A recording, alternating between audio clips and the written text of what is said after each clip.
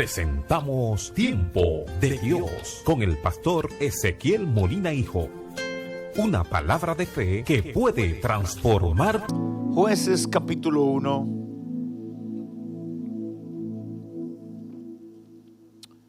Vamos a leer desde el verso 28 hasta el 33. Jueces capítulo 1. Aleluya.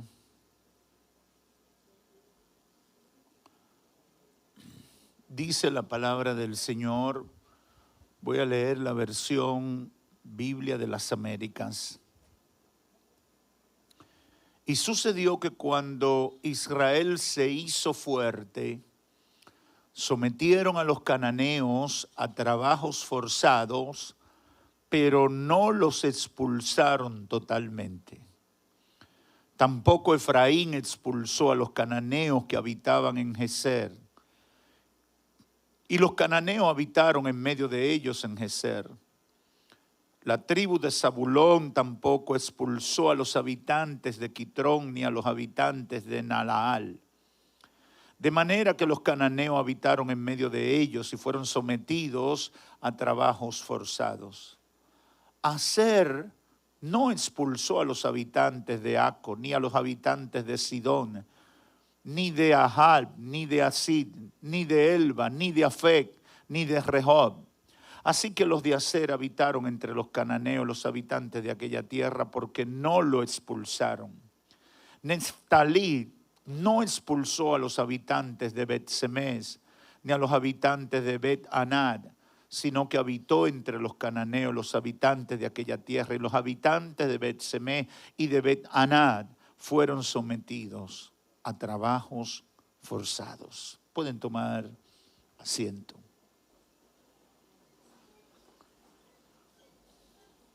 Con la ayuda del Espíritu Santo quiero hablarles con el tema el círculo vicioso del fracaso espiritual.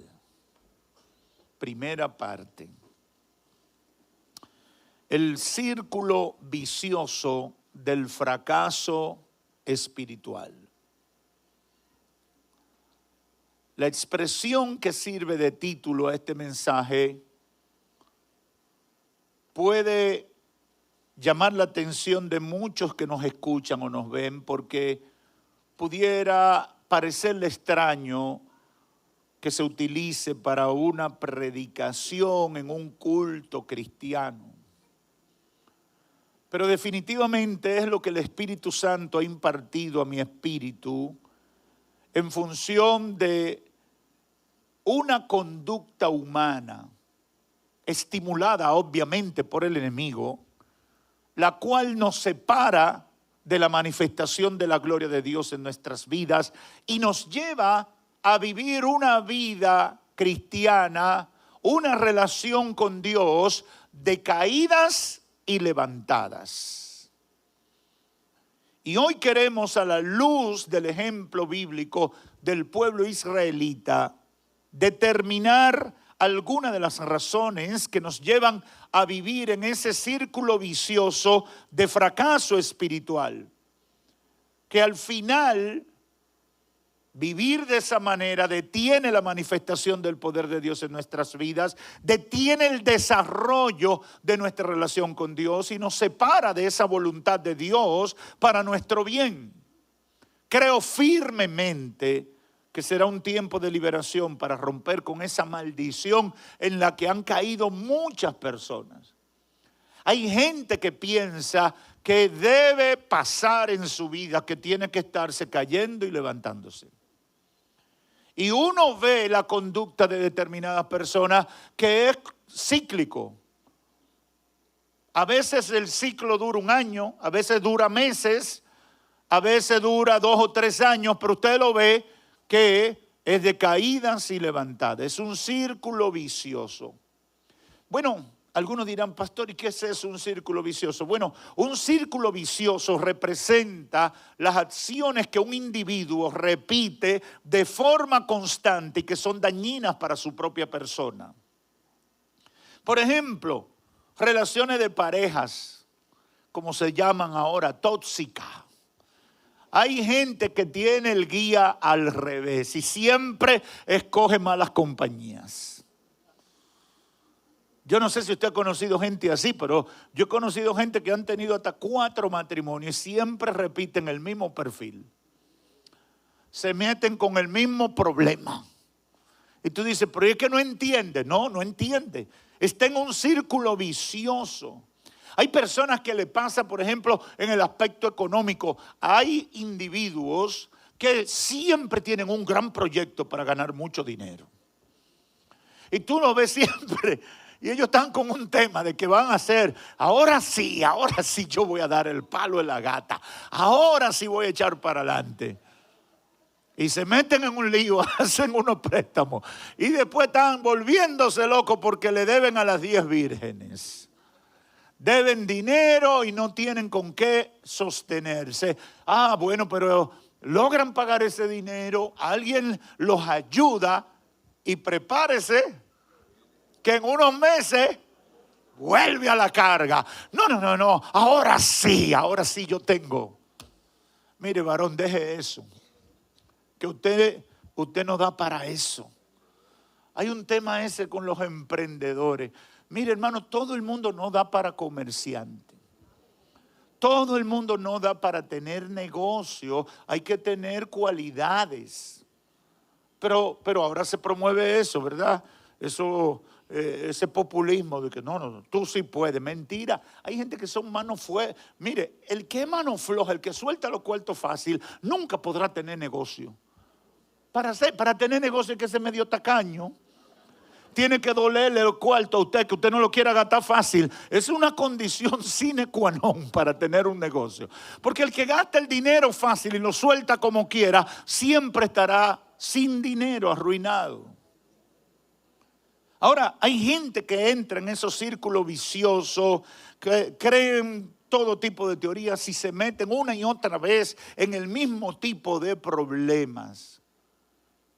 Normalmente alguien que está inmerso en un círculo vicioso no suele ser consciente del problema que tiene.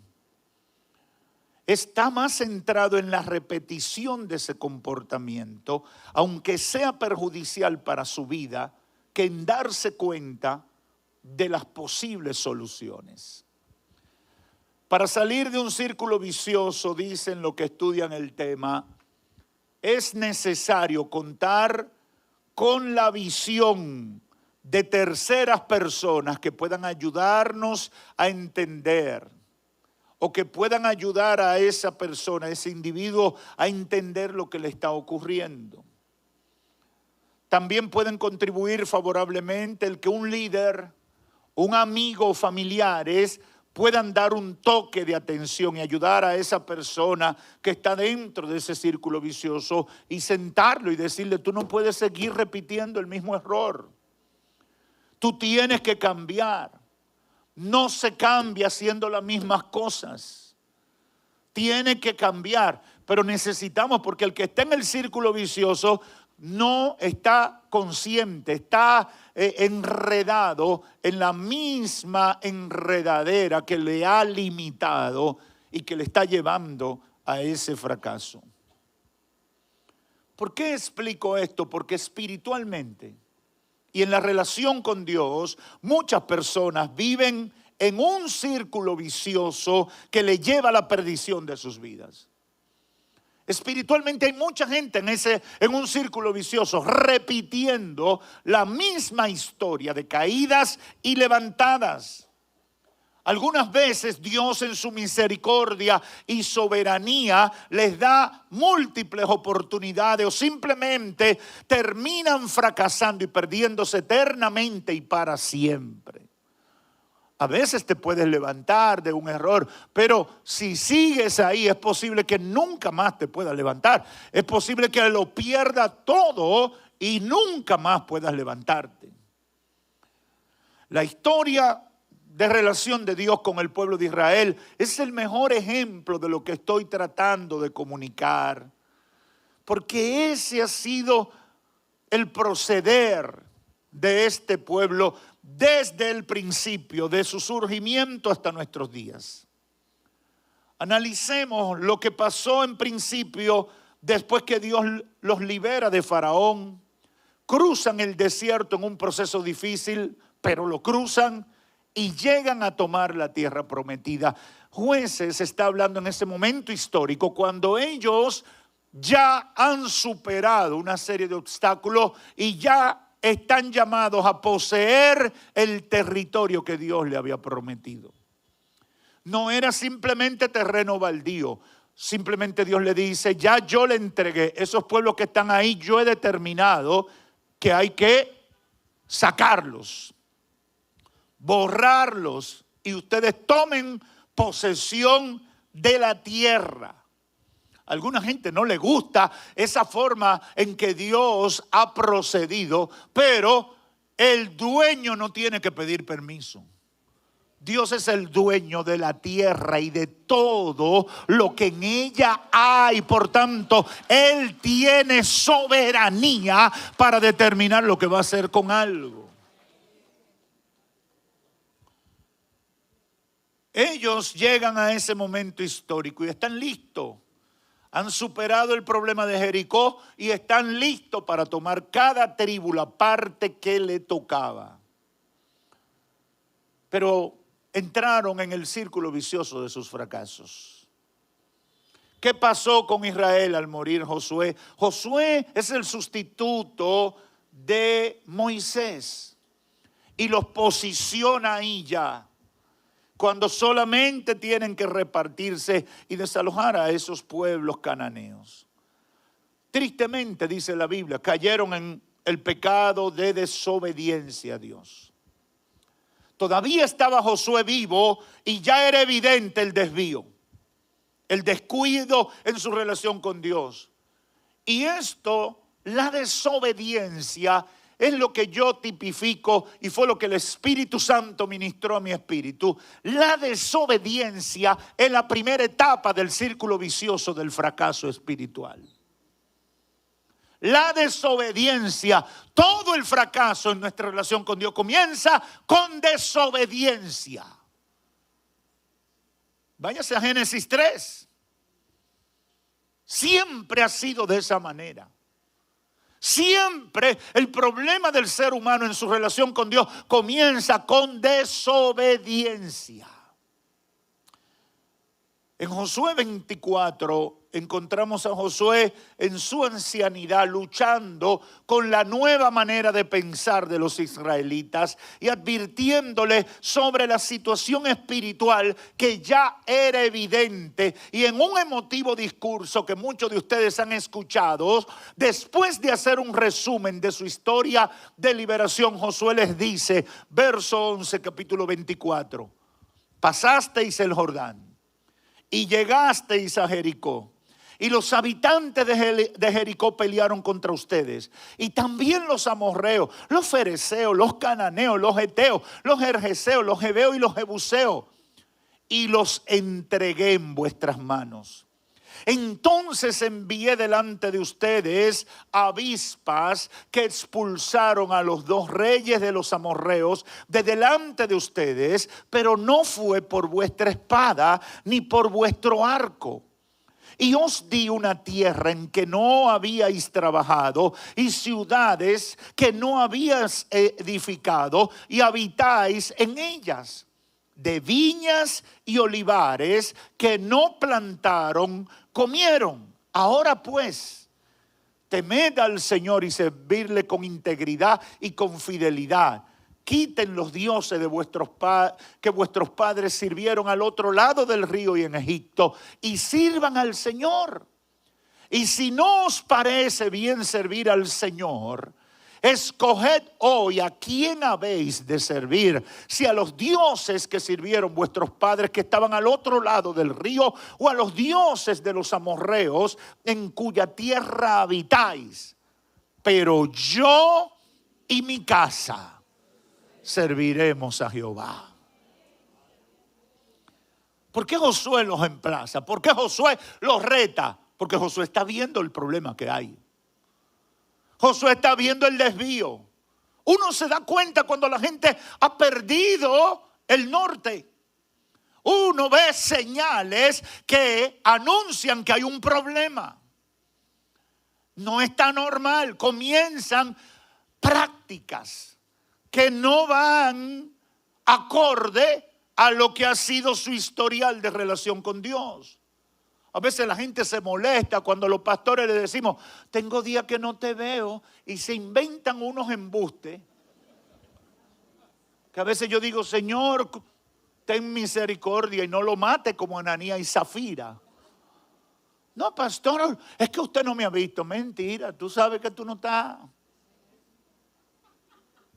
Sé sincero, sé sincera. Admite tu realidad, porque si la admites pueden ayudarte, pero si no la admites te vas a hundir y no vas a poder tener la ayuda. Josué estaba tratando de sacarlos de una tendencia muy marcada en ellos. Por eso Josué dice, bueno, elijan ustedes a quién servir, pero mi casa y yo serviremos a Jehová. Óigame, yo no sé lo que va a hacer el otro, ni el lío en que el otro se está metiendo con Dios. Yo tengo que dar cuenta de lo que yo soy y de lo que yo hago. Dios nos va a pedir cuenta de manera individual. Sepa eso, téngalo pendiente. Nosotros tenemos que rendir cuenta de manera individual. ¿Qué es lo que queremos resaltar en esta entrega? Lo que yo he llamado sienten pero no entienden lo que deben hacer. Hay mucha gente que siente pero no entiende lo que debe hacer. Dentro de este círculo vicioso de fracaso espiritual que inicia con la desobediencia total o parcial. Cuando Josué les habló, si usted lee, se sintieron reprendidos, lloraron y hasta hicieron promesa. Verso 16. Y el pueblo respondió y dijo, lejos esté de nosotros abandonar al Señor para servir a otros dioses, porque el Señor nuestro Dios es el que nos sacó a nosotros y a nuestros padres de la tierra de Egipto, de la casa de servidumbre, el que hizo grandes señales delante de nosotros y nos guardó por todo el camino en que anduvimos y entre todos los pueblos por entre los cuales pasamos, y el Señor echó de delante de nosotros a todos los pueblos, incluso a los amorreos. Se sabían la historia. Se sabían la historia. Y lloraron y renovaron pacto. Luego Josué los lleva a renovar el pacto para serle fiel a Dios y les advierte de las consecuencias que tendrían si fallaban. En principio lo aceptaron y prometieron cumplir, versos 19 al 28.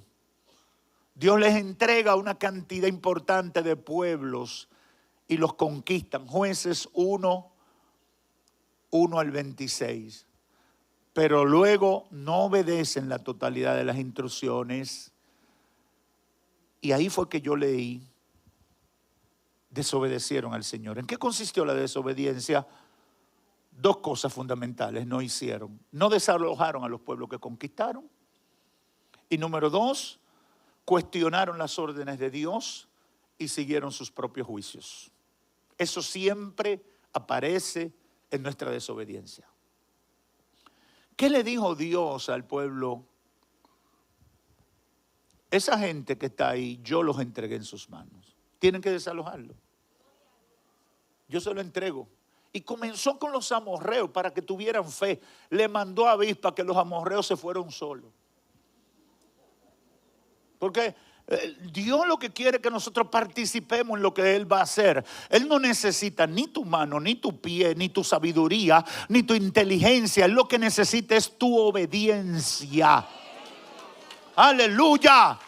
Eso es lo único que Dios quiere. Nosotros nos confundimos y pensamos que nosotros tenemos algo que aportar ahí. Y no es así. Y por eso terminamos en problemas. Terminamos en problemas repitiendo esa rutina de fracaso. ¿Qué Dios le dijo? Saquen a esa gente. No se queden con esa gente ahí. Se le va a formar un problema. Yo le estoy diciendo que me lo desalojen. ¿Y qué hicieron ellos? Y sucedió que cuando Israel se hizo fuerte, ahí es que viene el problema de nosotros.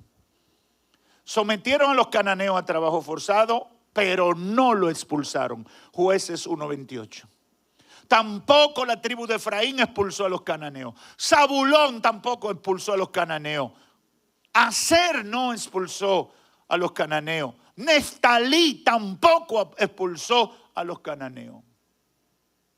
Dios le dice expúlsenlo, pero ellos entendieron que no había necesidad. Y en el fondo eso es desobediencia. Si Dios te dice sácalo y tú te inventas otro modelo, tú estás desobedeciendo, tú no estás haciendo lo que Dios quiere. ¿Qué hicieron ellos? Dijeron, no, Señor, espérate, esa gente puede pagar impuestos. Vamos a sacar impuestos de ellos, porque, Señor, que tú tienes que hablar con nosotros, Señor, porque es que nosotros somos los que estamos aquí.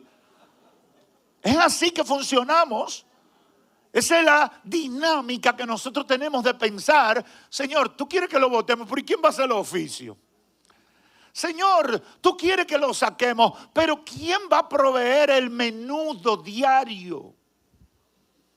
El Señor, cuando el Señor te dijo que lo saque, cuando el Señor te dijo que lo expulse, hace rato que Él hizo provisión para todo lo que tú ibas a necesitar.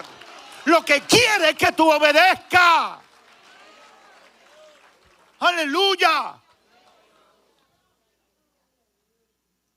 Ellos no expulsaron a los pueblos cananeos y los dejaron. En segundo lugar, en términos prácticos, cuestionaron las órdenes de Dios y siguieron sus propios juicios.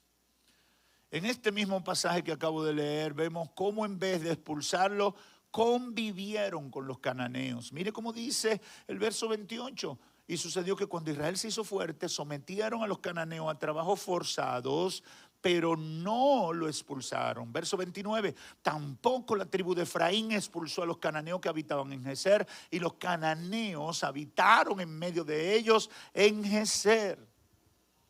Si hubieran expulsado a los cananeos, hoy no tuvieran el lío que tienen. Ya usted ve el alcance de una desobediencia. Dios le hubiera resuelto ese problema en tiempos de Josué. Hermano, hay gente cargando con problemas que Dios se lo hubiera resuelto hace años, pero por desobediente están cargando ese problema que Dios quiso quitarle hace 20 o 25 años.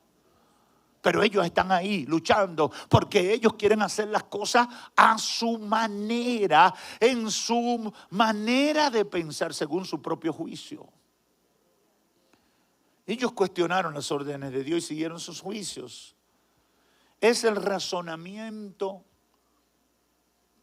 que tuvo Eva por incitación de la serpiente, por seducción de la serpiente, por motivación de la serpiente, allá en Génesis 3. Pero tenemos en Primera de Samuel un caso mejor, el de Saúl. ¿Qué le pasó a Saúl cuando decidió retener algunas cosas de Amalek? ¿Se recuerdan? El Señor le dice, destruya Amalek. Se lo dice el Señor. Pero el Señor sabía que Amalek era un caso perdido. El Señor sabía que esa gente odiaban a su pueblo y no lo iban a perdonar. Y el Señor le dice, te doy el recurso, te doy la fuerza, destruye a Amalek. Y ahora, ¿qué pensó Saúl? Señor, hay una serie de cosas que son utilizables.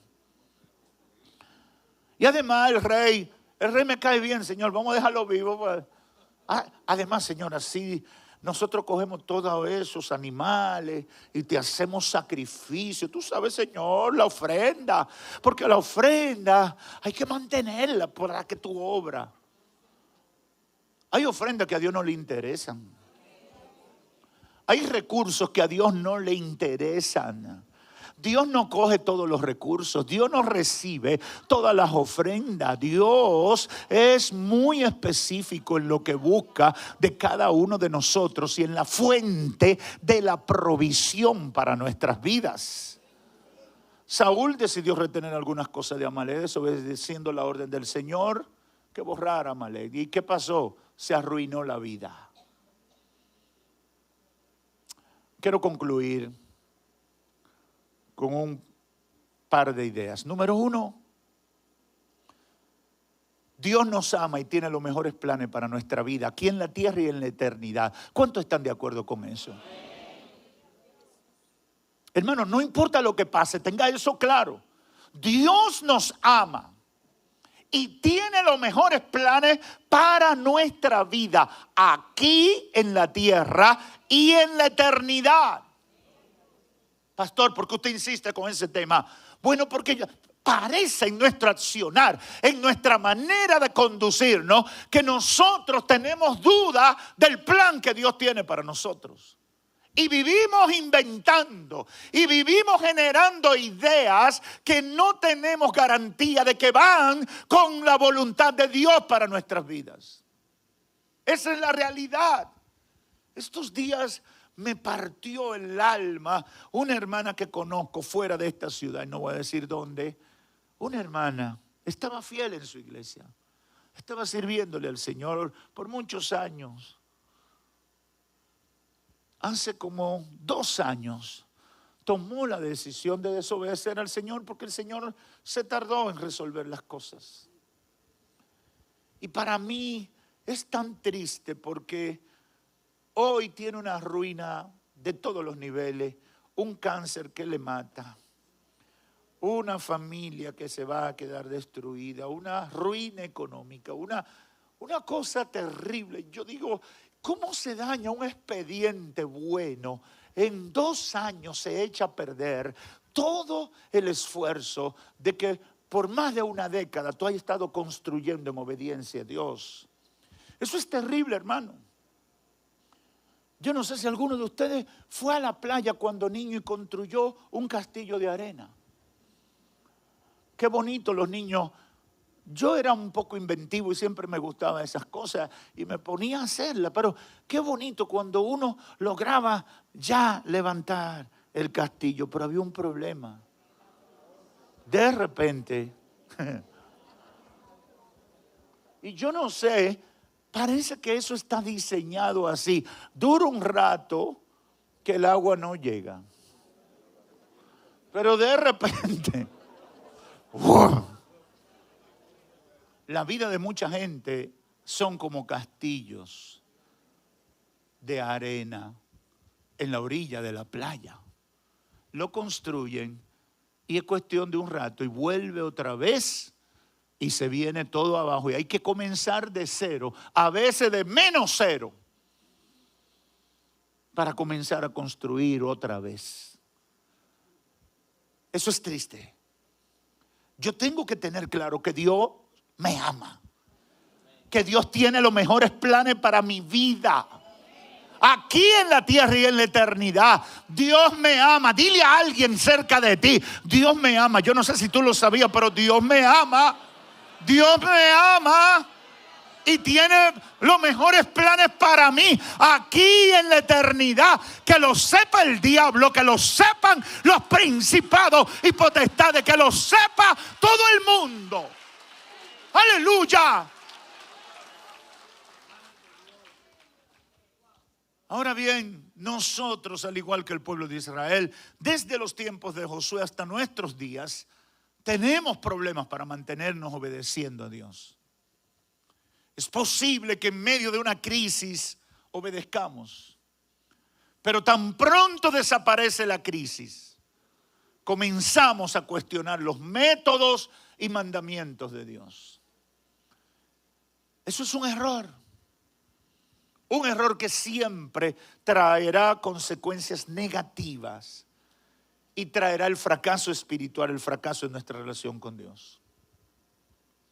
Cuando Saúl pecó y desobedeció a Dios en cuanto a destruir a los amalecistas, Dios por boca del profeta declaró unas palabras que yo siempre la tengo en mi mente. Primer libro de Samuel 15:22. Dice, y Samuel dijo, se complace el Señor tanto en holocaustos y sacrificios como en la obediencia a la voz del Señor.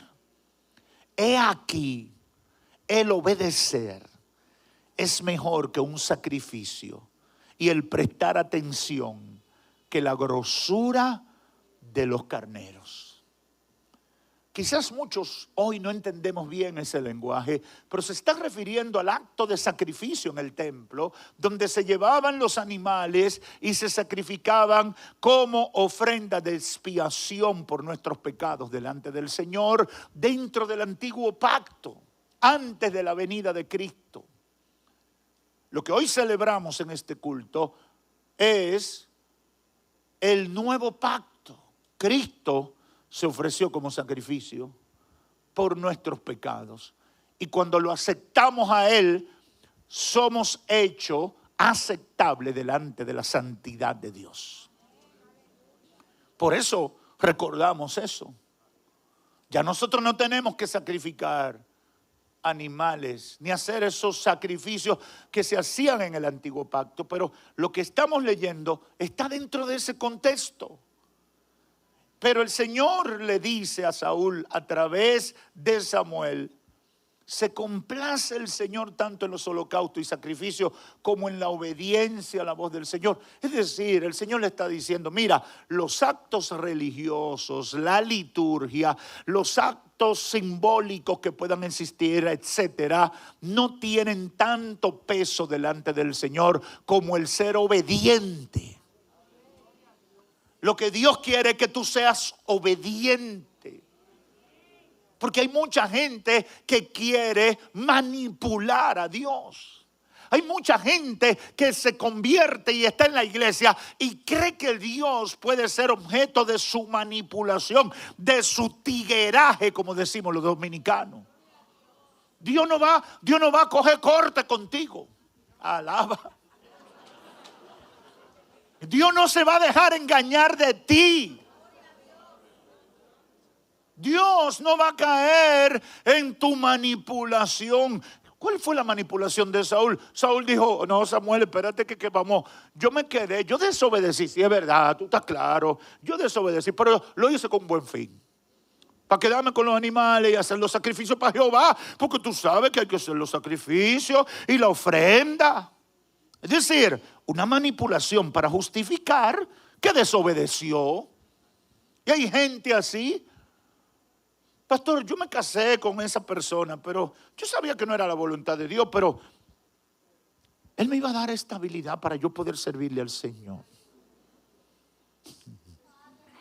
Además, pastor, si yo me ligo a esa familia, yo me lo puedo ganar para Cristo.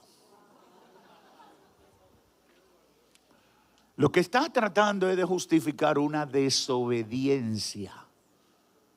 Y está manipulando. Piensas que puede manipular a Dios. Ahí está el fracaso de mucha gente. Ahí está el círculo vicioso del fracaso. Gente que quiere estar haciendo lo que le da su gana, su voluntad, pero no obedeciendo al Señor. He aquí el obedecer es mejor que un sacrificio, dice el Señor. Y el prestar atención que la grosura de los carneros, porque la rebelión, el desobedecer y rebelarse contra la orden de Dios, mire a lo que lo iguala el Señor a través de Samuel aquí. Es como pecado de adivinación y la desobediencia como iniquidad e idolatría. Hay gente que dice, no, ese está metido en lo profundo, en lo malo del diablo. Pero tú como desobediente, tú estás tan mal como ese. Cuando tú desobedeces, tú eres tan malo como el que se mete a brujo y a hechicero. Como el que se mete a ateo. Es más, el desobediente es un ateo. Pastor, ¿por qué? Porque si tú lees la Biblia y tú lees Hechos 5, que a 2 por tal de mentiroso el Señor lo mató.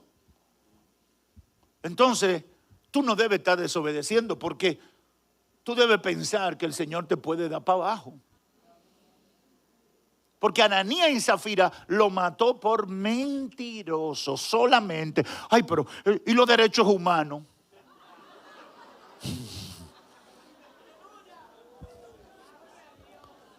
No te metas con Dios.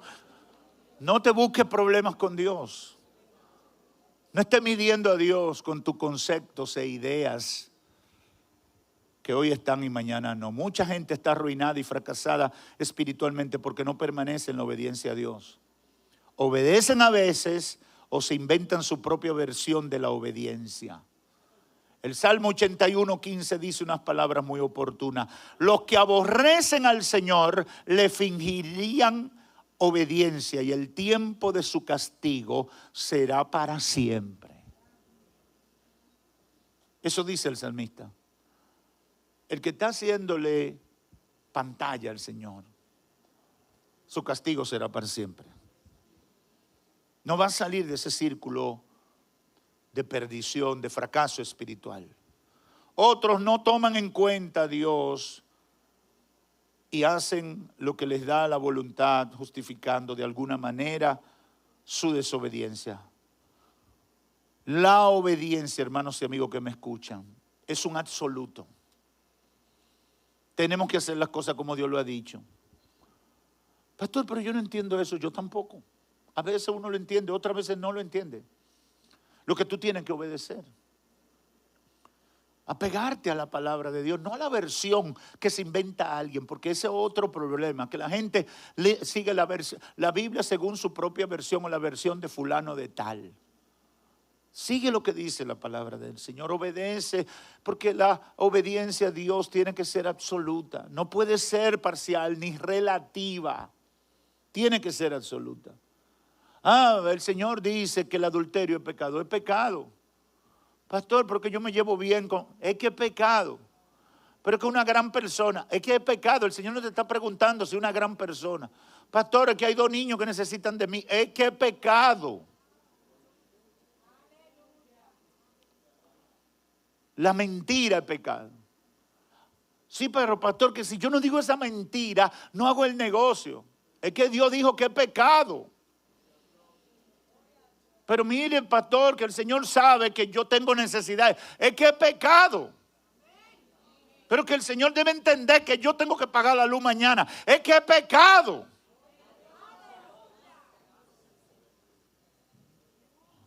No hay otra forma. Si hablas mentira, estás mal delante de Dios. No, pero que eso va a resultar en una bendición. Mentira tuyo, es pecado.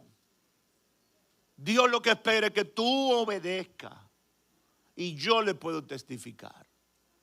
No tiene que hacerlo Dios así.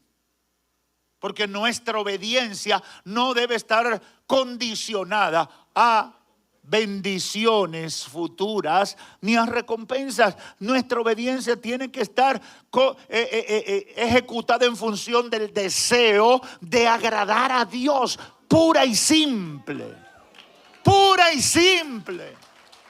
Pero mira, tú pudiste tener una casa nueva si tú hubieras dicho esa mentirita. Y mira, por estar diciendo la verdad, ahí está tú viviendo en el patio de fulano y no tiene casa. Digo, pero tú tienes que decirle, pero obedecí al Señor. Y para mí eso es más importante que una casa nueva. Hermano, dígame, pero dígalo fuerte y con convicciones. Porque yo veo mucha gente fallando. Mucha gente condicionando. Y por eso no salen del círculo vicioso del fracaso espiritual. Termino diciéndole a los amigos, Jesús dijo, yo soy el camino, la verdad y la vida. Nadie va a Dios si no es por mí. Dios espera que tú te arrepientas en obediencia de tus pecados, acepte a Cristo como Señor y Salvador y comience a vivir conforme a sus mandamientos. Todo lo que Dios ha prometido se cumplirá en ti, pero tienes que obedecer. Si quieres ver avance en tu vida, en tu relación con Dios, si quieres tener resultados diferentes a los fracasos que has tenido hasta hoy, tienes que comenzar a enderezar.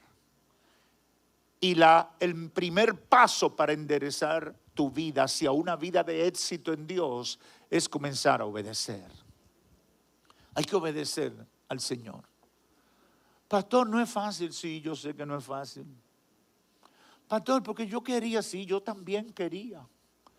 Pastor, pero que usted entiende. Sí, yo entiendo. Pero pastor, hable con Dios a ver si Dios le dice algo. No, ya yo hablé. Ya Él dijo. Ya Dios habló. La gente quiere que Dios hable algo que vaya y cambie lo que dice la palabra. No, Dios no reforma la Constitución.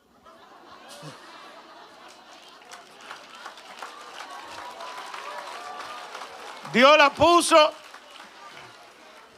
y ya. Nosotros aquí en la tierra hacemos, deshacemos, decimos que nos gusta esto hoy, mañana lo cambiamos y decimos que no, ya no nos gusta y que esto quedó bien así. Después, no, ya así estaba malo. El ser humano nos la pasamos en eso. Nos la pasamos en eso. Pero Jehová, no. Dios dice, esto es así y esto es así. Punto, ya eso no tiene que cambiarse. Todo lo que Dios ha prometido lo cumplirá, pero tiene que obedecer. Hermano, todo lo que Dios ha dicho que va a hacer en tu vida se va a cumplir, pero tienes que obedecer. Todas las bendiciones que Dios ha prometido van a venir, pero tienes que obedecer. Dios hará maravillas en tu vida, pero tienes que obedecer.